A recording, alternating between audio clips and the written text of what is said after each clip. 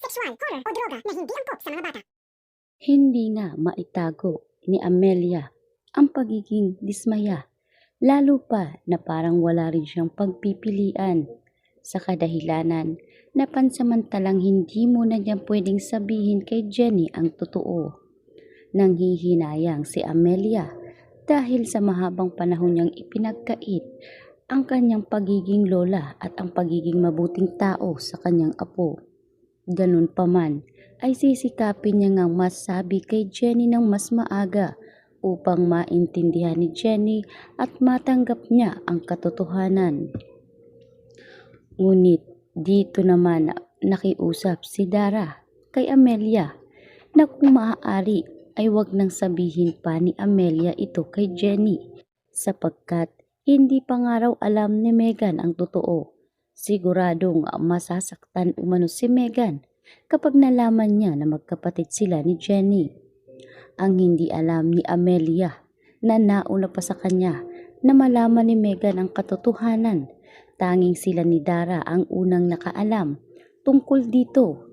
Ngunit dahil masyado ngang importante si Megan kay Amelia, ay dito na sinabi ni Dara sa kanyang anak na siguradong pakikinggan siya nitong si Amelia kung sakaling magkukunwari siyang walang alam sa lahat dahil sigurado na magiging kahati pa umano ni Jenny sa lahat ng yaman ng mga halari.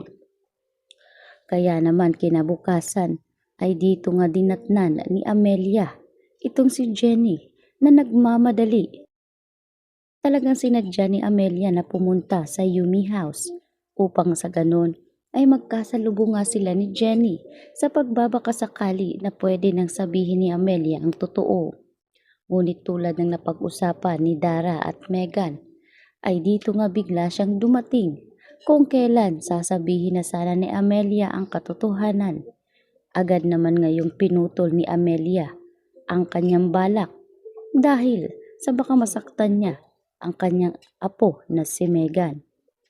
Kaya naman, agad nga ngayong sinabi nitong si Amelia na humihingi siya ng tawad sa ginawa niya umano kay Minchi.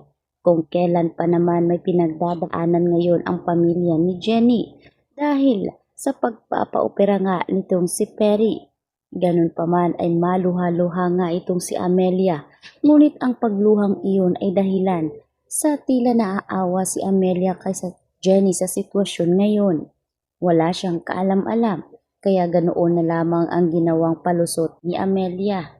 Hindi na rin nagtagal itong si Jenny dahil meron pa nga raw itong importanteng gagawin. Kaya itong si Megan ay agad ngang humarap sa kanyang lola Amelia.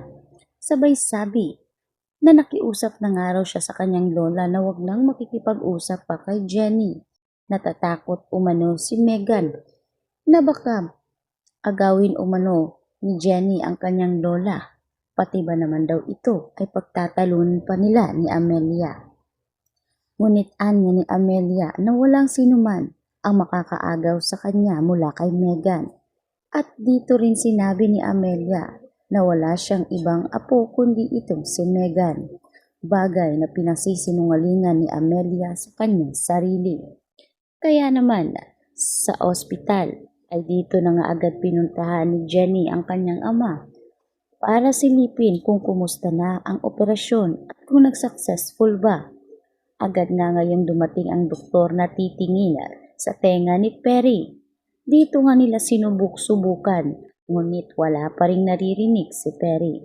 Matapos ang operasyon ay para bang wala ring nangyari. Kaya naman pinaliwanag ng doktor kay Minchi na sa ngayon ay hindi pa ito tuluyang maririnig ni Perry sapagkat nag-a-adjust pa ang tenga ni Perry para sa lahat ng pwede niyang marinig. Kaya naman sa ngayon ay kinakailangan muna nilang ng matinding pasensya dahil ilang araw ay siguradong maririnig na rin ni Perry ang kanyang paligid. Tuwang-tuwa si Jenny dahil sa wakas ay maririnig na ni Perry ang kanyang pagkanta na ilang buwan ring pinaghirapan ni Perry tiisin. Kaya ngayon ay laking pasasalamat nitong si Minji dahil kahit papaano ay maririnig na ni Perry ang bawat pagkanta ng kanyang anak na si Jenny. Kahit isa lang ang tenga ay sigurado na magiging masaya si Perry para matugunan ang bawat konsyerto nitong si Jenny. Tulad ng dati ay pupunta sila sa kung saan man pwede si Jenny mag-concert. Kaya sa pagkakataong ito ay dito na ngayon sinubukan namang kumprontahin ni Dara itong si Minchi. Sabay sabi na kinakailangan umano na hindi malaman ni Jenny ang totoo.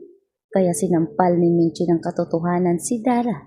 Sabay sabi na sa kanila ni Perry ay wala talagang balak na magsabi ng katotohanan kay Jenny.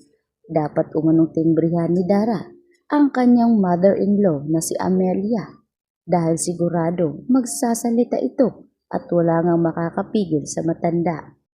Kaya naman, bigla ngang dumating si Jenny kung kaya't narinig niya ang huling pakiusap nitong si Dara.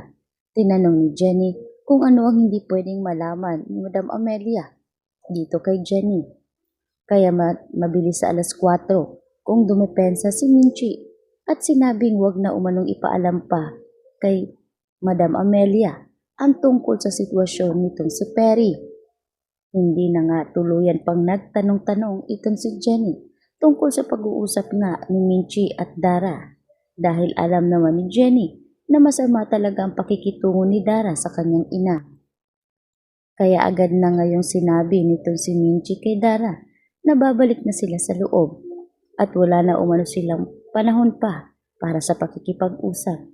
Hindi na rin nagpumilit pa si Dara dahil nakuha na rin naman niya ang kanyang nais makuha. Sa ngayon ay kinakailangan nga ni Darang kumbinsihin itong si Madam Amelia na huwag nga sasabihin kay Jenny ang totoo. Hindi dahil sa natatakot si Dara na malaman ni Jenny. Natatakot si Dara na baka maging kahati pa ni Megan si Jenny sa yaman ng mga halari. Sakim kung sakim na itong si Dara at iyon ang kanyang naiisip. Kaya dito'y sinubukan nga nitong si Darang kausapin muli si Madam Amelia. Ngunit imbis na kausapin siya ni Madam Amelia ng mahinahon, ay tila nagalit itong si Madam Amelia dahil parang lumalabas na si Dara na ang nagiging kontrabida sa kanila ni Michi. Wala umanong kasalanan si Jenny at labas siya sa galit ni Dara kay Dio at Michi. Kaya naman agad ngayong sinabi ni Madam Amelia na hindi isang bastarda lang si Jenny. Apo niya ito at isa rin itong halari. Kaya kung nais man itong si Dara na gawing sikreto ang lahat, malabo umanong mangyari dahil sa kanya ay hindi pwedeng isikreto lang ang pagkatao ni Jenny na dapat kasi unang-una pa lang may karapatan na ito sa yaman ni Dio.